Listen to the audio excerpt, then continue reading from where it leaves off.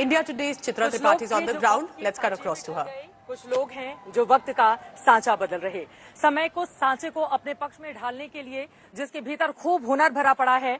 आज तक अपने राजनीतिक जीवन का जिन्होंने कोई भी चुनाव नहीं हारा है, एक बार फिर से हैट्रिक लगाने की तैयारी कर रहे हैं। और इस वक्त हमार काशी हमार नरेंद्र मोदी के नारे के साथ पूरी काशी आगे बढ़ रही है। प्रधानमंत्री नरेंद्र मोदी जी हमारे साथ हैं, दुनिया के सर्वाधिक लोकप्रिय नेताओं में से एक। बहुत बहुत स्वागत है आपका आज तक पर। गंगा का ये किनारा है जहां से हर हर महादेव के नारे लग रहे हैं, तो नरेंद्र मोदी जी के लिए भी नारे लग रहे हैं। मां गंगा के साथ, काशी के साथ आपका ये जो रिश्ता है वो क्या कहलाता है? नामांकन का मौका है, पूजा पाठ करके मां गंगा को प्रणाम करके आप आ रहे हैं। एक तो आज दो अवसर हैं, गंगा सप्तमी है और इसी दिन मां गंगा का प्राकट्य हुआ था और यही दिन है जिस दिन शिवजी ने उसका जो रौद्र रूप था उसको अपनी जटाओं में समा लिया और फिर धीरे धीरे धीरे धीरे जनहित में मां गंगा को प्रवाहित किया। धरती पर आने में तो देर लगी थी, लेकिन प्राकट्य महोत्सव था आज, तो ऐसा एक शुभ अवसर है। दूसरा, मैं अनुभव करता था जब पहली बार मेरी पार्टी ने मुझे यहाँ चुनाव लड़ने के लिए कहा, तो मैं कह रहा था कि भाई, और साथ रूप से मेरे मन में निकला था कि मां गंगा ने बुलाया है। लेकिन 10 साल का मेरा जो यहाँ से नाता रहा है, तो मेरी एक पुरानी दुनिया थी, उससे मुझे लिंक कर दिया और फिर मैं एक बार गंगा की गोद में समा गया।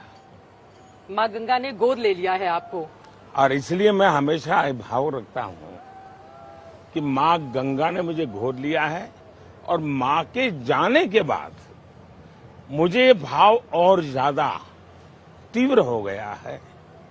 मेरे रग रग में, मेरे भाव विश्व में मां गंगा ने उस रिक्तता को भरा है। मां को याद करते हुए आप इतने भावुक हो रहे हैं प्रधानमंत्री जी।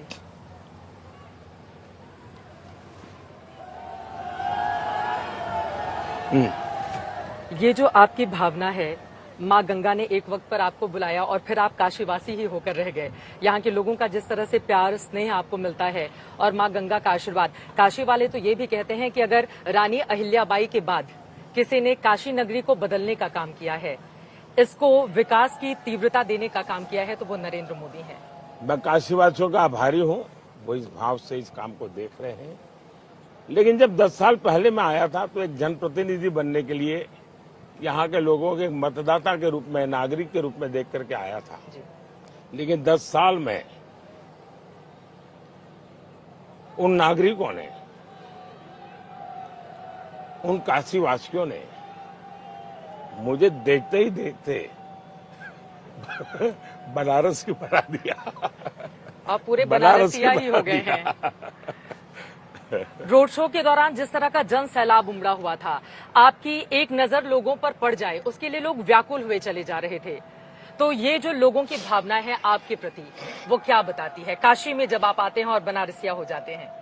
इसका मूल्यांकन मैं नहीं कर सकता हूं, लेकिन मैं इतना कह सकता हूं कि भारत के नागरिकों के अंदर एक आध्यात्मिक प्रवाह अविरत बहता रहता है और वही भारत की आत्मा है। वो अलग अलग लोगों के व्यवहार में किसी न किसी रूप में प्रकट होती है। और मुझे जब दो लोग इतना प्यार देते हैं, इतना आशीर्वाद देते हैं, तो मैं उसमें मुझे नहीं देखता हूं, न ही मेरे सामर्थ्य को देखता हूं, न ही मेरे कुछ किए हुए कामों को देखता हूं। जब वो मुझे आशीर्वाद देते हैं, भक्ति भाव की अभिव्यक्ति करते हैं, तो मुझे लगता है कि शायद मेरी जिम्मेवारी बहुत बढ़ गई, मेरा दायित्व दिनों दिन बढ़ रहा है। और जब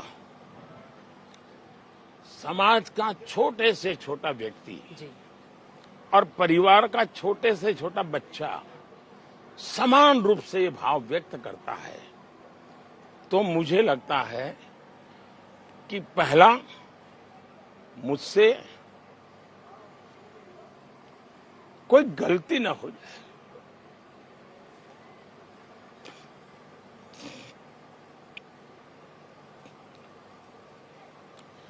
दूसरा, मेरे मन में भाव रहता है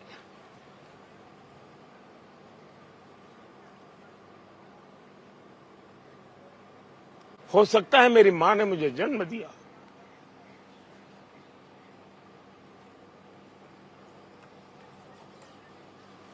देखिए इसको क्या कहूंगा मैं,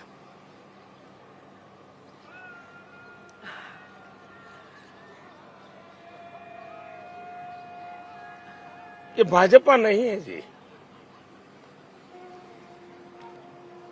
वो शायद मुझसे जोड़ने के लिए झंडा रखा है हाथ में, बिल्कुल, लेकिन वो किसी संत परंपरा का व्यक्ति है। तो तब मुझे लगता है कि शायद परमात्मा ने स्वयं ने मुझे किसी काम के लिए भेजा है, और परमात्मा ने भारत भूमि को चुना, परमात्मा ने मुझे चुना, और एक प्रकार से मैं अब सारे बंधनों से विरक्त होकर के हर काम को परमात्मा की पूजा समझ करके करता हूं, ईश्वर की आराधना समझ के करता हूं। और जब मैं ईश्वर के रूप की बात करता हूं तो वो ईश्वर जो हमने किसी ने देखा नहीं है, निराकार है। दूसरा, मैं जनता जनार्दन को भी ईश्वर का रूप मानता हूं। तो 140 करोड़ देशवासी को ईश्वर का रूप मान करके परमात्मा ने मुझे जितना जीवन दिया है, उसकी एक एक क्षण, एक एक पल और शरीर का एक एक कण सिर्फ और सिर्फ मां भारती के लिए है, 140 करोड़ देशवासियों के लिए है, और यही मेरी ईश्वर की आराधना है। अब देश के लोग ये जानना चाहते हैं कि एक नरेंद्र मोदी जो बड़े और कड़े फैसले लेने के लिए जाते हैं, दुनिया भर में जिनके धाक है, जिन्होंने अपने निर्णयों से लोगों को चौंका दिया है, और जब काशी में आते हैं नरेंद्र मोदी तो बिल्कुल किसी छोटे बालक की तरह उनकी आंखें भरी होती हैं। वो माँ की बात कहते हुए भावुक होते हैं। उनकी जो जुबान है वो सोचने लगती है कि क्या बोला जाए। तो ये जो दो अलग नरेंद्र मोदी हैं, इसको अलग अलग नहीं है। आप मैं कंपैरिजन मेरी नहीं कर रहा हूं, लेकिन जो मैंने सीखा है इसमें से मैं समझा सकता हूं। आप श्री कृष्ण को गायों के बीच देखें और श्री कृष्ण को अर्जुन का रथ चलाते देखिए, आपको दो रूप दिखेंगे, लेकिन कृष्णा एक है, कृष्णा अलग नहीं है। अलग अलग घाटों से हम होते हुए जा रहे हैं। 88 घाट हैं इस पूरे काशी नगरी में। नमामि गंगे प्रोजेक्ट के तहत आपकी ओर से बहुत ज्यादा काम करवाया गया, और यहाँ पर घाटों की साफ सफाई अपने आप में लोगों को आकर्षित भी करती है। 2017 और 18 का जो काशी में आने वाले लोगों का आंकड़ा था वो तकरीबन 62 लाख था। 2022-23 में वो पहुंचकर 7 करोड़ हो गया है। और काशी के लोग बताते हैं कि जब जब मोदी यहाँ आते हैं तब तब पर्यटकों की तादाद, श्रद्धालुओं की तादाद बढ़ती चली जाती है। हमारे देश में दुर्भाग्य से भारत के सामर्थ्य को नकारा गया। इतना ही नहीं, उसको एक प्रकार से नीचा दिखाने का भरपूर प्रयास हुआ। 140 करोड़ का देश, हर बेटे की इच्छा रहती है कि मैं मेरे माँ बाप को गंगा स्नान कराऊंगा, मेरे माँ बाप को 4 धाम की यात्रा कराऊंगा। अब मैं अध्यात्म, भावुकता सब छोड़ दूं, लेकिन मैं एक कॉमर्शियल माइंड से सोचूं, फाइनेंशियल माइंड से सोचूं, 140 करोड़ का मार्केट, जो गंगा जाना चाहता है, जो चार धाम जाना चाहता है, जो द्वादश ज्योतिर्लिंग जाना चाहता है, जो अष्ट गणेश की पूजा करना चाहता है, जो 51 शक्तिपीठ जाना चाहता है, इतना बड़ा, और वही तो इस देश के मालिक हैं, उन्हीं को तो टैक्स से देश चलता है। क्या उनको शुद्ध पानी नहीं मिलना चाहिए? उनको सफाई नहीं मिलनी चाहिए? क्या उनको टॉयलेट की सुविधा नहीं मिलनी चाहिए? उनको रात गुजारनी है तो अच्छी व्यवस्था नहीं मिलनी चाहिए? उनको इंटरनेट कनेक्टिविटी नहीं मिलनी चाहिए? और मैं मानता हूं ये उनका हक है। चूंकि एक धार्मिक स्थान है, इसलिए मेरे देश के लोगों का हक मैं छीन लूं, ये मुझे गवारा नहीं है। तो मैंने इसमें इकोनॉमी भी देखी है और इसमें मैंने भविष्य भी देखा है। और जब आप अपनी चीजों को सम्मान करते हैं, गौरव करते हैं, तब जाकर के दुनिया करती है। बिल्कुल। और G20 समिट में मैंने एक प्रयोग किया कि मैं G20 को मोदी तक सीमित नहीं रखूंगा, मैं G20 को दिल्ली तक सीमित नहीं रखूंगा, मैं G20 को देश के अलग अलग स्थानों पर 200 मीटिंग करके ले गया। और उसका परिणाम ये हुआ कि G20 का काम तो हुआ, लेकिन दुनिया को, और सारे डिसीजन मेकिंग लोग आते थे यहाँ, करीब 1 लाख लोग आए थे। दुनिया के महत्वपूर्ण देशों के निर्णय प्रक्रिया के जो महत्व के लोग होते हैं, करीब 1 लाख लोग आए थे। बिल्कुल। और उन 1 लाख लोगों ने ये सारा देश देखा, तो उनको जो दिल्ली के बाहर, उनको लगता है ये देश ऐसा है, इतना विविधताओं से भरा हुआ है। तो मैंने मेरे देश का ब्रांडिंग करने के लिए भी G20 का उपयोग किया। बिल्कुल। विश्व के कोई नेता आते हैं, मैं उनसे गंगा आरती करवाता हूं। बिल्कुल। उसमें मुझे क्या, मैं इनका हिंदूकरण नहीं कर रहा हूं। मैं उनको प्रकृति के प्रति हमारा प्यार क्या है, हम प्रकृति के प्रति कितने समर्पित हैं, हम प्रकृति के संघर्ष करने वाले लोग नहीं हैं, हम प्रकृति का विनाश करने वाले लोग नहीं हैं, हम प्रकृति का संरक्षण करने वाले लोग हैं, हम प्रकृति का संवर्धन करने वाले लोग हैं। और दुनिया जो ग्लोबल वार्मिंग की चिंता करती है ना, मैं गंगा आरती करा करके उनको सिखाता हूं कि ग्लोबल वार्मिंग की समस्या का समाधान इन प्रकृति के प्रति भक्ति में है।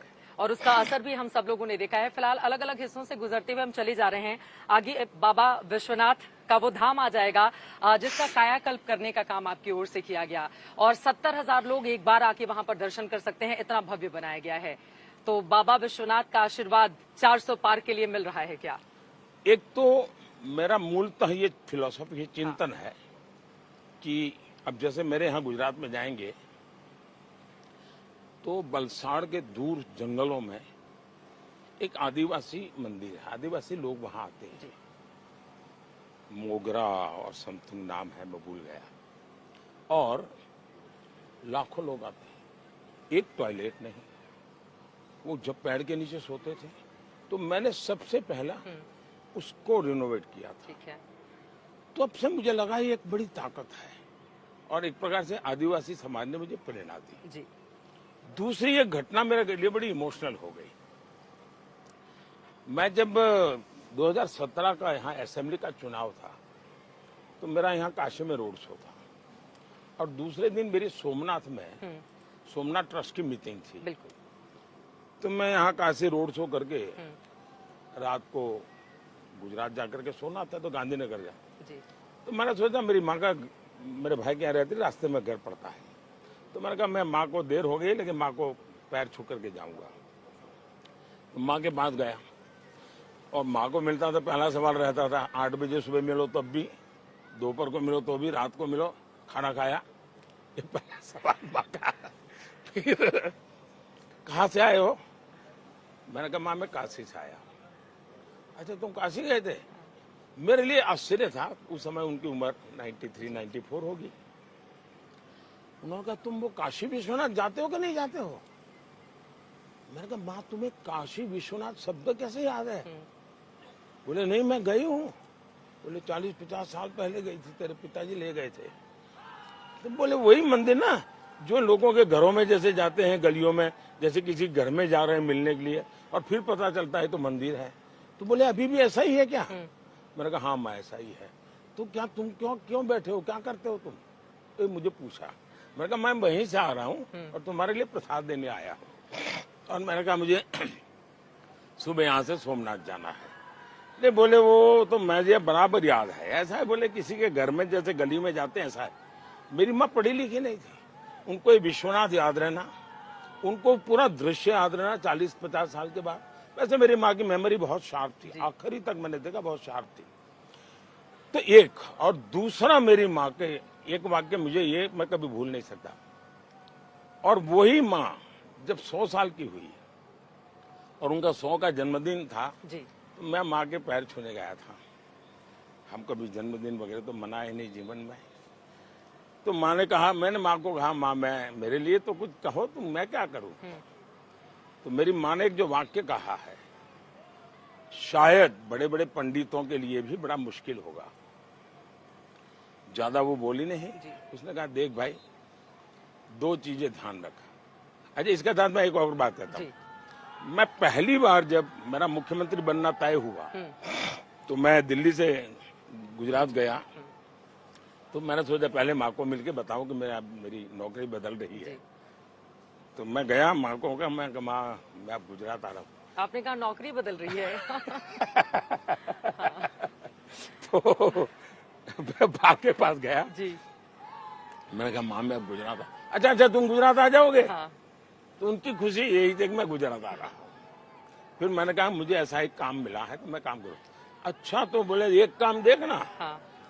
गुजराती में शब्द है लांच, रिश्वत के लिए बोलते हैं। बोले देखिए 2 काम जरूर करो, लांच लेना नहीं और गरीब को भूलना नहीं। ये 2 बातें कही। 100 साल के उम्र के समय इतने साल मुख्यमंत्री इतने साल प्रधानमंत्री रहने के बाद गया तो माँ को मैं मिलने गया 100 साल की उम्र पे। मैंने कहा माँ आज 100 का जन्मदिन है, मुझे भी तो कुछ आप आदेश दीजिए। तो माँ ने कहा देखो भाई 2 काम संभाल के करो। मैंने कहा क्या? एक काम करो बुद्धि से, जीवन जियो शुद्धि से। तो मैंने मेरे भतीजे को मैंने कहा टैप कर लो भाई। ये वाक्य कोई कभी भी नहीं निकाल सकता है।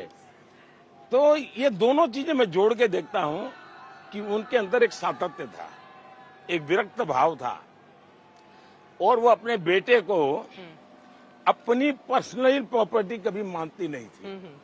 पर्सनल प्रॉपर्टी कभी नहीं माना उसने मान के चली कि ठीक है मैंने जन्म दिया है, देश के लिए काम करेंगे। अब देखिए मैं गांधीनगर में रहता था, मेरी माँ 2 किलोमीटर दूर एक कमरे वाले घर में रहती थी। मैंने कहा माँ यहाँ आकर के अगर तुम रहोगी तो रह सकती हो, मेरे यहाँ सरकारी मकान है, कमरा है। उसने कहा भाई मैं तो रह लूंगी, तेरे काम का क्या होगा? मैं तेरे काम को बिगाड़ने के लिए नहीं हूँ। और वो नहीं आई। यानी उनके मन में रहता था कि उसका बेटा अपने दायित्वों को पूरा करे। बिल्कुल।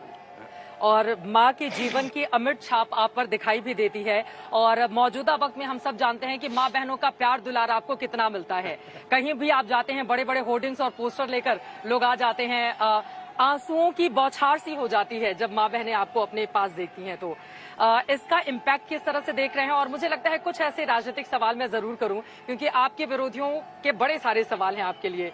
तो मैं अब आ जाती हूं, उत्तर प्रदेश में हम हैं। आपने भव्य रोड शो कर लिया है और यूपी की 2014 में 71 सीटें हमने देखी थी, आपने जीती थी 2014 में 62 सीटें 2019 में जीती थी। अब 2024 के लिए क्या है लक्ष्य उत्तर प्रदेश को लेकर आपका? हम 400 पार के लक्ष्य को लेकर के चल रहे हैं और ये 400 पार ये देश ने कहा है हमको करने के लिए और देश इस मेरे भावना को और देश के आदेश को एक बराबर से ट्यूनिंग है। जी। उत्तर प्रदेश तो खैर हमें भरपूर आशीर्वाद देगा ही देगा। हाँ। कोई कमी नहीं रहने देगा। कांग्रेस का खाता भी नहीं खुलेगा। यहाँ पे खाता भी नहीं खुलेगा कांग्रेस का खाता भी नहीं खुलेगा। रायबरेली से तो राहुल गांधी मैदान में है। वो मीडिया के लिए बहुत महत्वपूर्ण परिवार है और मीडिया के लोग उस परिवार को बहुत संभाल भी रहे हैं और शायद उनकी कुछ मजबूरियां रही होगी पिछले 7-8 साल में, तो वो संभाले, मुझे उसके लिए कुछ कहना नहीं है। मैं तो जमीन का आदमी हूँ, गरीब माँ का बेटा हूँ। और ये भी कह रहे हैं आप 40 सीटों के आसपास रहेगी कांग्रेस, तो क्या दक्षिण भारत से उसका सुपड़ा साफ होने जा रहा है? मतलब राजनीतिक पंडित मैं इस तरह साफ के मानता सवाल हूँ पूछ रहे हैं। कि वो वायनाड क्यों छोड़ना पड़ा उनको, क्यों भागना पड़ा? वो पराजय देख चुके हैं और वायनाड से भागने के बाद रायबरेली आने के निर्णय के पहले उन्होंने अपनी भाषा, टोन बहुत ही तीखा कर दिया है और अनाप शनाप चीजें बोल रहे हैं। तो केरल ने उनको बहुत सबक सिखा दिया है। केरल शायद उनको पहचान गया है। उत्तर प्रदेश के लोगों ने हमेशा चलो भाई बड़े उदार चरित लोग हैं यहाँ के, तो उन्होंने चलाया। अब वो कहते तुम हमें दगा दे करके भाग गए थे, चलो भाई अमेठी से हार गए, एक बार भी आए थे क्या? मान ली हार गए, एक बार भी आए थे क्या? यहाँ सपा के साथ हैं वो। ऐसा है, किसके साथ है? वो पहले भी सपा, बसपा, कांग्रेस तीनों निकल चुके थे। ये दो नौजवान भी पहले रील उतारते थे ट्रक पे चढ़ करके, काली बंडी पर जैकेट पहन करके। लेकिन उत्तर प्रदेश की जनता इन दोनों को पहचान गई है और उत्तर प्रदेश की जनता ये परिवारवाद को स्वीकार नहीं कर सकती है। उसने देखा है कि और एक अल्टरनेट मॉडल है जो उत्तर प्रदेश के जीवन को बदलता है और योगी जी के नेतृत्व में ये चीजें हुई है, परिवर्तन आया है और उसका असर है। और मुझे याद है जब मेरी माँ ने मुझे कहा था ना कि ये काशी का, तो मैंने कहा माँ मैं कुछ नहीं कर पाया क्योंकि यहाँ सपा की सरकार है, तो उनको मालूम नहीं था सपा क्या होता है।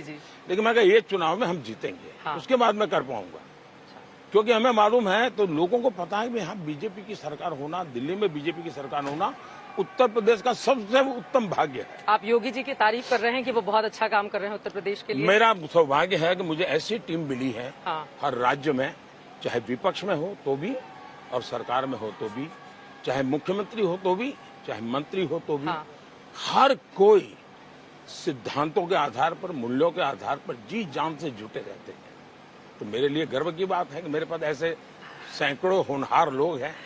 महाराष्ट्र और बंगाल क्या चैलेंज बनेगा बीजेपी के लिए? और महाराष्ट्र में शरद पवार जी का बयान आया है, उन्होंने कहा है कि छोटी छोटी पार्टियां कांग्रेस में आगामी वक्त में विलय कर लेंगी। उनके बयान को कैसे देखें? देखिए, उनका बयान आया बारामती के चुनाव के बाद और शरद पवार का बयान है तो मतलब उसमें कोई न कोई महत्व है। और मैं पक्का मानता हूं, शरद पवार मान चुके हैं कि मान्य विपक्ष बनना भी संभव नहीं है कांग्रेस के लिए। और इसलिए छोटी छोटी पार्टी अगर मर्ज कर देती है तो हो सकता है मान्य विपक्ष के लिए जो नंबर चाहिए वो उनको मिल जाएगा।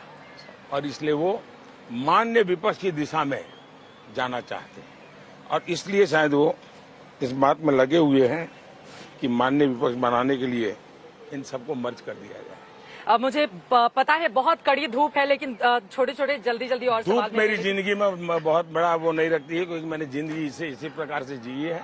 मैं सुख वैभव में इतनी ताकत कहाँ से आती है? एक वक्त पे मैं देखती हूँ सुबह सुबह आपका कार्यक्रम शुरू हो जाता है, अलग अलग जगहों पर जाकर आप रैली को संबोधित करते हैं, फिर शाम को रोड शो करते हैं, फिर रात में मीटिंग करते हैं। इतनी जो ताकत इसके है, सैकड़ों कारण हो सकते हैं, लेकिन मैं जो कन्विंस हो चुका हूँ, मैं खुद कन्विंस हो चुका हूँ, मुझे दुनिया को कन्विंस करने की जरूरत नहीं है।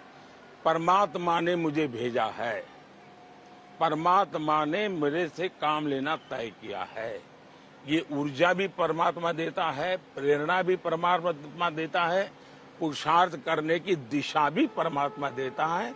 ये सब कुछ ऊपर वाले की कृपा है। इसीलिए राम मंदिर का निर्माण आपने करवाया और उसके बाद वहां पर रामलला की राम मंदिर का निर्माण मोदी ने करवाया, ऐसा दावा करना गलत होगा। 500 साल तक एक संकल्प को लेकर ये देश जिया है, अनेकों पीढ़ियों ने बलिदान दिया है। अगर ये इसका श्रेय जाता है तो 500 साल तक तपस्या करने वाले, संघर्ष करने वाले, बलिदान करने वाले मेरे देश के सभी महापुरुषों को, मेरे देश के जन जनार्दन को इसका श्रेय जाता है। लेकिन परमात्मा ने और जनता ने मुझे निमित्त बनाया, शायद वो ईश्वर की कृपा है। चुनाव में मुद्दा रहेगा राम मंदिर का? चुनाव में राम मंदिर पहले भी मुद्दा नहीं था, आज भी नहीं है, भविष्य में नहीं रहेगा। राम मंदिर श्रद्धा का मुद्दा है।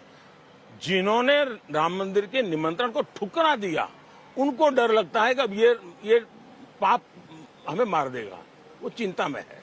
आप जिस आत्मविश्वास के साथ अपनी बात कहते हैं, यहाँ पर एक दो जल्दी से सवाल और मैं पूछूंगी। ये आत्मविश्वास, आपने कहा कि जनता जनार्दन का प्यार मिलता है। परीक्षा पे चर्चा हमने अक्सर आपकी देखी है। अभी परीक्षा चल रही है, 378 सीटों पर चुनाव गुजर चुके हैं। हर चुनाव में आप इस देश का एजेंडा तय करते हैं, तो अब जो 3 चरण के चुनाव है उसके लिए क्या है एजेंडा आपका?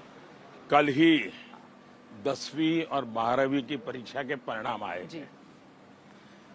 और जो उत्तीर्ण हुए हैं उनको मेरी बहुत शुभकामनाएं हैं, और जो उत्तीर्ण होने में थोड़े पीछे रह गए हैं, मैं उनके लिए कहूंगा कि निराश मत होना। जीवन में यही सब कुछ नहीं होता है, और इसलिए मैं 10वीं 12वीं के सभी बच्चों को और उनके माता पिता को भी कहूंगा कि आप उनका हौसला बुलंद कीजिए।